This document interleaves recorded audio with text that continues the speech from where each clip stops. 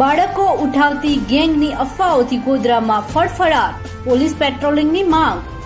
Social media પર viral message. Godhra સહિત અન્ય શહેરોમાં બાળકો ઉઠાવતી જતી ગેંગ સક્રિય હોવાનો મેસેજ સોશિયલ મીડિયામાં વાયરલ થતા વાલીઓમાં ચિંતાનો માહોલ છે. ગંભીર વિષય. પવિત્ર રમજાન માસ દરમિયાન બાળકોની સુરક્ષાને લઈને લોકોમાં શંકા અને ડર જોવા મળી રહ્યો છે.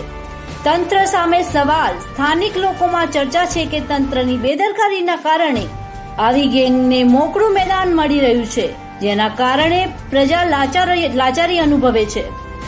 લોકોની માંગ છે કે પોલીસ પેટ્રોલિંગ વધારવામાં આવે અને આવા ગુનાહિત કાર્યોમાં સંડોયેલા શખ્સોને પકડીને કડક કાયદેસર કાર્યવાહી કરવામાં આવે. ગોધરા શહેર. રિપોર્ટર યુસુફ ચરખા.